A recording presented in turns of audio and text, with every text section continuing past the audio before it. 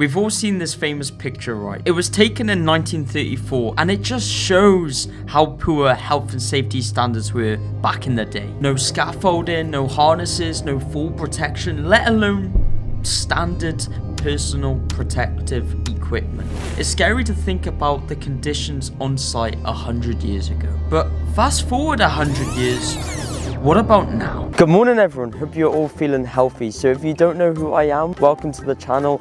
I am currently a manager trainee working on a £22 million construction site, and today we've got a big health and safety visit. So today I'm going to go through all the key health and safety procedures that we follow on site, and I'm going to leave it up to you guys to decide if they are overkill or necessary.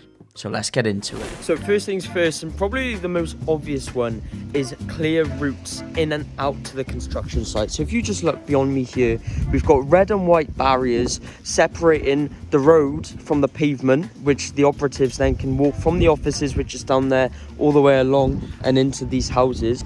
Now on these entrance points, we've got red crowd barriers to show that this is an entrance for the walkway, and there'll be signage on either one of these saying, you know, walkway and pathway to site, or watch out, there is traffic. Morning lads, you okay? Hey. Michael, you okay? Yeah, you? Yeah. I just spent a few minutes this morning checking up on the boys on site, and then it was time for another health and safety checkup. My gosh, it's heavy. Wow. Another thing that health and safety look out for a lot of the time, quite a common one, is fire points. Now these bad boys are scattered throughout the whole of the construction site with a number attached to it. This one is number 5.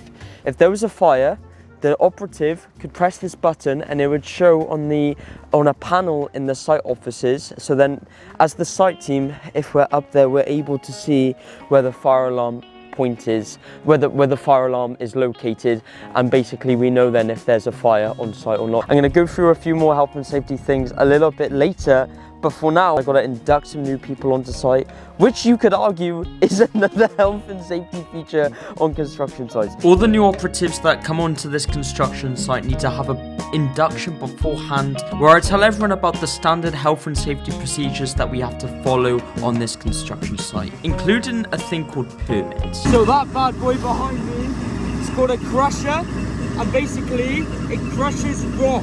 You've seen it in my previous episode, but basically for this to work it needs a permit, which is another safety feature. So got my tablet out and I've got to take pictures of it every now and again to show that the rock is being crushed at an appropriate level for sustainability. We also need to turn on permits for people that use ladders, hop-ups, or even when guys on site are cutting and creating sparks. I'll call this permit number 01. But I'll just put JK01, alright? It's funny, like health and safety on a construction site can really depend on what job you're on. Now, I've never seen these bad boys before, right? But these are what you call bean bags. That's really wet. Now, the idea is, if you're working on top of that foundation and you was to slip and fall, you would fall on top of the bean bags instead of on the ground. If you fall on the ground, you're gonna probably injure yourself. If you fall on the bean bags, you're not. Talking about falls, the other thing I wanted to look at was how easy it was to get access into the houses that we're constructing. And once that was sorted, it was time to look at the fences. Of course, then a very obvious one is hoarding around site. So the last thing we want is for the public to be able to break onto site, or even just like accidentally enter site, which has happened before, believe it or not. So one of the things that we do is create fancy hoarding. So you can see the back of the timber hoarding just back there, and then we've got Harris fencing all along here because we're doing works at the moment, so we have to move it back and forth, so it's quite temporary at the moment. But making sure we have a secure boundary line all the way around the construction site. On this site it's particularly hard because of how big the construction site is, but it's something that we have to keep track of. So before you go onto site, you go through a turnstile, and again, this is another safety measure we put in place to basically prevent people who aren't allowed on site not getting on site. It is wet. Get inside. It was around midday, so I went back in the office and I printed off some signs identifying each house on site. I had some food to refuel, and then I went back out into the rainy weather for, of course, more health and safety checks. Woohoo! Oh. wet and rainy Wales. Oh. All of these fencings are falling down. So we have to get our new friend, Ben the labourer, to Ben the builder, to put all the fences back up. They're all falling down in windy Wales. Please don't take your trousers off. Please. This is my new car. I'm going to drive this home. Another thing we have to do for health and safety is make sure that all the machinery on site has been checked and inspected by a specialist every 3 to 6 months. And so when this new bad boy came onto site, I had to check the certs and add it to our documents up in the office. This is nice. This is cozy. So, does this compact the stone then when you drive over it, is it? The ground workers put a Harris fencing, which is one of these, here.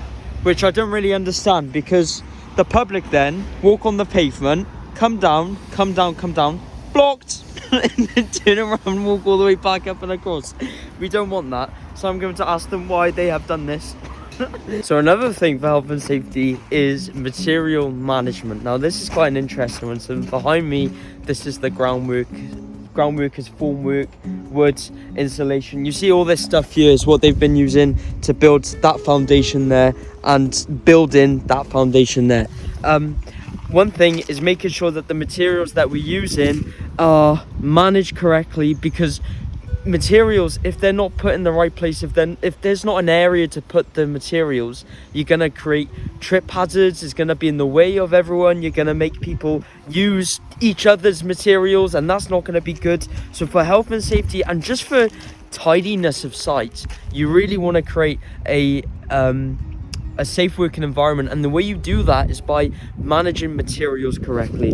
Like you can see we've done here, we've put them all at the back, out the way from the roads, out front, so there's nowhere near here. People can't trip or fall or anything. What you could do to make this even more secure is fence this area off and maybe put a sign saying material area. So for the rest of the day, I went back into the office because it was very wet, and I looked at method statements. I checked all of our permits to make sure they were all up to date, and also I checked that all of the people on site were booking in their deliveries, again for health and safety. And yeah, that was pretty much my day looking at health and safety on site. Please comment below if you think these health and safety checks were overkill or necessary for site, and also feel free to check out other episodes on my channel. But for now, that's it. Thank you for watching. I'll see you in the next video. Take care.